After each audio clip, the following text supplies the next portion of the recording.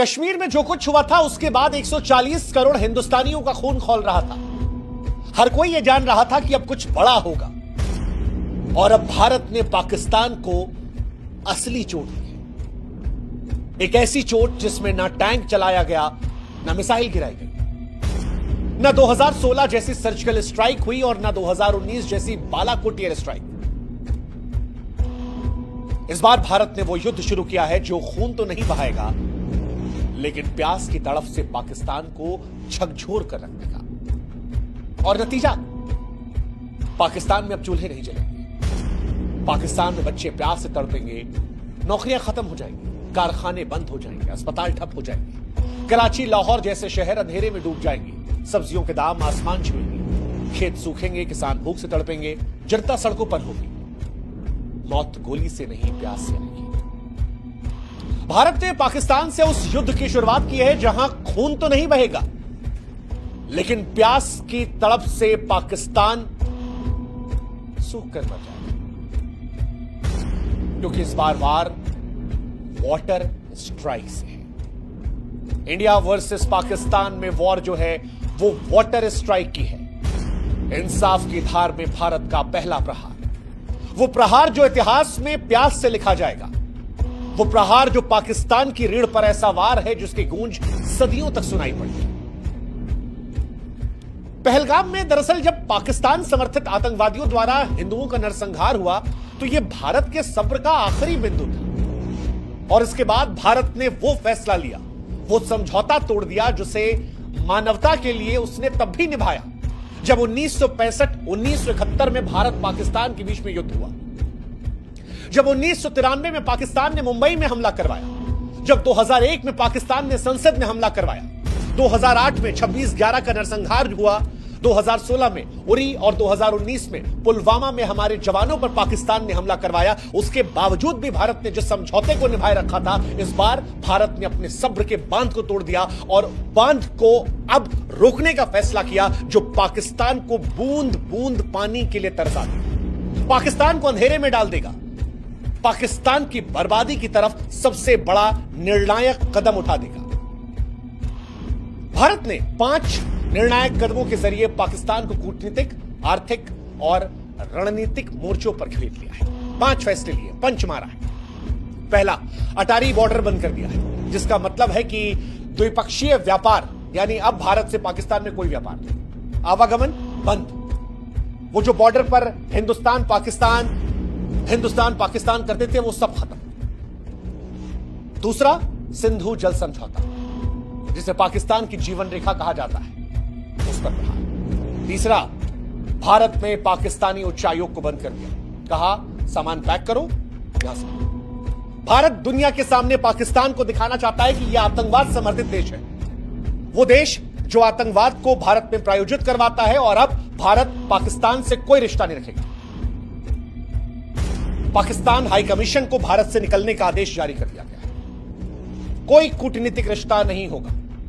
और यह बहुत बड़ा फैसला है दुनिया के लिए मैसेज देने के लिए कि पाकिस्तान आतंकवादियों को सपोर्ट करता है। पाकिस्तान के अधिकारियों को 7 दिन में दिल्ली से वापस जाना पड़ेगा। पाकिस्तान के जो नागरिक हैं उन पर भी प्रतिबंध लगा दिया गया है। 48 घंटों में उन्हें भारत छोड़ने का आदेश दिया गया है। जितने वीजा थे सब कैंसिल, अब कोई पाकिस्तानी हिंदुस्तान में नहीं आएगा। लेकिन इन सब के बीच सबसे घातक रहा सिंधु जल समझौते का रद्द होना, जिसे वाटर स्ट्राइक कहा जाता है। और यह भारत और पाकिस्तान के बीच में पहले जल युद्ध की शुरुआत है। इससे पहले कि बताएं कि पाकिस्तान बर्बाद कैसे होगा, आपको समझा देते हैं कि सिंधु जल समझौता है क्या। सिंधु नदी और उसकी सहायक नदियां, जिसमें झेलम और चिनाब का नाम है, पाकिस्तान की जीवन रेखा है। ये नदियां 4 देशों से होकर गुजरती हैं और 21 करोड़ से अधिक लोगों की जल आवश्यकताओं को पूरा करती हैं। 1947 से ही इसका विवाद शुरू हुआ था, लेकिन भारत ने तब दिल बड़ा किया और पंडित नेहरू ने साल 1960 में सिंधु जल समझौता किया। वो समझौता जो पाकिस्तान के लिए बेहद फायदेमंद रहा। पाकिस्तान को सिंधु, झेलम और चिनाब नदी का 80% पानी मिला। भारत को रावी, व्यास, सतलज का पानी मिला, जो टोटल पानी का 20% था। अब यह समझौता पाकिस्तान के लिए लाइफलाइन है। भारत जैसा हमने कहा कि जब तमाम बार तनाव हुए तब भी इस समझौते को ब्रेक नहीं किया, क्योंकि यह समझौता पाकिस्तान को बर्बाद करने के लिए कहा। और अब जब भारत ने यह कदम उठाया है तो पाकिस्तान पर इसके विनाशकारी प्रभाव पड़ेंगे। कैसे, वो हम समझाते हैं। दरअसल पाकिस्तान की 80% सिंचाई सिंधु और इसकी सहायक नदियों पर निर्भर है। पाकिस्तान में खेती करने के लिए जो 93% पानी का उपयोग होता है वो यहीं से होता है, और बिना पानी के पाकिस्तान के जितने खेत हैं वो सब बंजर हो जाएंगे, फसलें नष्ट हो जाएंगी, किसान बर्बाद हो जाएंगे, हताशा नजर आएगी। ये पहली कहानी है। असर क्या होगा? असर यह भी होगा कि खेत खलिहानों के साथ साथ पाकिस्तान के जो बड़े शहर हैं, कराची, लाहौर, मुल्तान, इन शहरों में जल आपूर्ति इन्हीं नदियों पर निर्भर है। अब पानी की कमी होगी तो लोग एक एक गिलास साफ पानी के लिए तरसेंगे। पाकिस्तान में माएं अपने बच्चों के लिए पानी की तलाश में भटकेंगी, अस्पतालों में मरीजों का इलाज प्रभावित होगा। तीसरा, पाकिस्तान अंधेरे में डूब जाएगा। सिंधु बेसिन पर बने हाइड्रो पावर प्रोजेक्ट पाकिस्तान की बिजली का प्रमुख स्रोत है। पानी की कमी से बिजली का उत्पादन ठप हो जाएगा। पाकिस्तान के बड़े शहर कराची, मुल्तान, लाहौर, ये सब शहर अंधेरे में डूब जाएंगे, कारखाने बंद हो जाएंगे। और अब क्योंकि गर्मी आने वाली है, ऐसे में ये गर्मी असहनीय हो जाएगी, बर्दाश्त के बाहर हो जाएगी। पाकिस्तान वैसे भी बिजली संकट का बहुत सामना करता है। बीते साल भी आए दिन पाकिस्तान में ब्लैकआउट हुआ था। इस साल गर्मी पाकिस्तान को बहुत महंगी पड़ी। खेत खलिहानों में क्योंकि पानी आएगा नहीं, तो पाकिस्तान में फसलों की कमी के चलते अनाज और सब्जियों की कीमतें जो है वो आसमान को छू जाएंगी। पाकिस्तान वैसे भी भुखमरी कगार पर है, लेकिन अब गरीब परिवारों की थालियां खाली होंगी, भुखमरी का खतरा मंडराएगा। अब क्योंकि कृषि और बिजली क्षेत्र ठप रहेगा तो पाकिस्तान की अर्थव्यवस्था चरमरा जाएगी, निवेशक भाग जाएंगे, बाजारों में अस्थिरता रहेगी। इसके साथ ही पाकिस्तान में जनसंख्या विस्थापन होगा, क्योंकि जहां जहां ये समस्याएं बढ़ेंगी वहां से आबादी कहीं और जाएगी, और जहां पर जाएगी वहां का सारा सिस्टम डैमेज हो जाएगा। पाकिस्तान की जनता सरकार के खिलाफ विरोध को लेकर सड़कों पर भी आ सकती है। सरकार के खिलाफ पाकिस्तान में नाराजगी बढ़ सकती है, और पाकिस्तान में सरकार को तमाम तरह की परेशानियों का सामना करना पड़ सकता है। पाकिस्तान में बेरोजगारी पहले से कहीं ज्यादा बढ़ सकती है, क्योंकि कृषि और बिजली क्षेत्र से ठप हुआ सब कुछ, तो अर्थव्यवस्था चरमराएगी। पाकिस्तान वैसे ही निवेशकों की कमी से परेशान है, और इसके बाद निवेशक भाग जाएंगे, कंपनियां बंद हो जाएंगी, बाजारों में अस्थिरता बढ़ेगी, और पाकिस्तान अलग अलग दृष्टिकोण से बर्बादी की तरफ चला जाएगा। हालांकि क्या ऐसा कल से ही होने वाला है? तो जवाब है नहीं।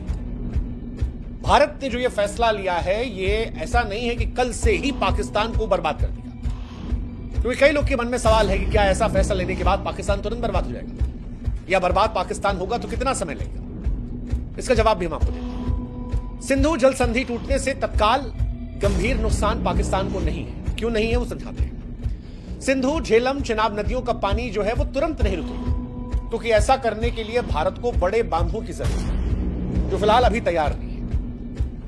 इसके अलावा पाकिस्तान के पास तारबेला, मंगल जैसे जलाशय, भूजल है, जो कुछ महीनों तक कृषि, पानी, बिजली की जरूरतों को पूरा कर सकते हैं। एक, भारत ने फैसला आतंकवाद के दृष्टिकोण से लिया है, लेकिन पाकिस्तान भी इसके बाद छाती पीटने विश्व बैंक और अंतर्राष्ट्रीय समुदायों के पास जाएगा, मानवता की दुहाई देगा, आवाम को बचाने की अपील करेगा, और अंतर्राष्ट्रीय समुदाय के जरिए भारत पर दबाव डलवाने की कोशिश करेगा। हालांकि भारत की सरकार ने जब यह फैसला लिया है तो वो इसके परिणामों से वाकिफ रही होगी कि क्या हो सकता है। तीसरा, पाकिस्तान बारिश या ग्लेशियर पिघलने से बच सकता है, क्योंकि ऐसा रहा तो नदियों में पानी बना रहेगा। पाकिस्तान जो छोटे छोटे नहरें हैं, जलाशय है, भूजल है, उनका इस्तेमाल करके तत्कालिक तौर पर परेशान नहीं होगा। ये बात सच है, तुरंत खतरा नहीं है पाकिस्तान पर, लेकिन एक सच जो है वो ये कि हर पाकिस्तानी के दिल में भविष्य को लेकर डर रहेगा। पाकिस्तानियों में अनिश्चितता बनी रहेगी, और जब भी लंबे समय में भारत पूरा पानी रोकने की क्षमता बनाएगा, तब पाकिस्तान में असली संकट है। खेती का संकट, नौकरी का संकट, रोजगार का संकट, बिजली का संकट, बर्बादी का संकट, भूख का संकट, और इन सबसे चीखें। अभी ये सिर्फ डर है जो चुपके से पाकिस्तान में खरीद रहा है, लेकिन भारत ने कश्मीर के पहलगाम में जो कुछ देखा, जो कुछ सुना, जो कुछ जाना, उससे जो डर पैदा हुआ, जो गुस्सा पैदा हुआ, जो नफरत आई, उसके बाद मानो पाकिस्तान को स्पष्ट संदेश देने का मन बना है कि भारत ना हमास जैसी हरकत बर्दाश्त करेगा और ना पहले जैसी खामोशी। अगर हमला हमास जैसा होगा तो पाकिस्तान को जवाब इजराइल जैसा मिलेगा। और इसीलिए हम कह रहे हैं कि चाहे एयर स्ट्राइक हो या सर्जिकल स्ट्राइक, उससे कहीं ज्यादा भारी ये वाटर स्ट्राइक होगी, क्योंकि ये वाटर स्ट्राइक न केवल पाकिस्तान को झकझोरेगी बल्कि विश्व को भारत की दृढ़ता का संदेश देगी और भविष्य में सुनिश्चित करेगी कि पाकिस्तान ऐसी कोई हिमाकत करने के पहले 10,000 मर्तबा सोचे, अपनी आवाम को लेकर सोचे कि क्या वो अपनी आवाम को यूं मरने के लिए छोड़ देगा। इंसानियत के दृष्टिकोण से भारत ने उठाए कदम शायद बहुत कठोर है, लेकिन वो जो एक मशहूर शेर है कि मुख्तसर सा गुरूर भी जरूरी है जिंदगी में जीने के लिए, ज्यादा झुककर मिलो दुनिया पीठ को पायदान समझ लेती है। पाकिस्तान ने भारत की इंसानियत का बड़ा गलत इस्तेमाल किया है और अब भारत के लिए यह बताना जरूरी है कि हो अगर जिंदा तो जिंदा नजर आना जरूरी है। यह संदेश है तमाम लोगों के लिए जो भारत की संवेदनशीलता का नाजायज फायदा उठाते हैं। उम्मीद करते हैं कि इस बार प्रहार इतना घातक होगा कि भविष्य में कोई भी देश हिमाकत करने के पहले 1000 मर्तबा सोचेगा। ये शायद उन लोगों को भी सच्ची श्रद्धांजलि होगी जो कश्मीर को जन्नत समझ के वहां पर लुत्फ उठाने गए थे।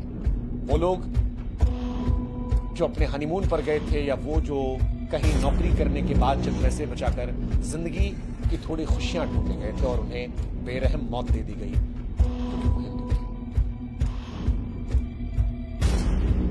हिंदुस्तान गोली नहीं चलाएगा, युद्ध खून से नहीं लड़ेगा, लेकिन इस बार वॉर पानी का, प्यास का होगा और पाकिस्तान इस बार प्यास की तरफ से झकझोर जाएगा। इंसाफ का भारत का पहला प्रहार है, इतिहास में प्यास में लिखा जाएगा।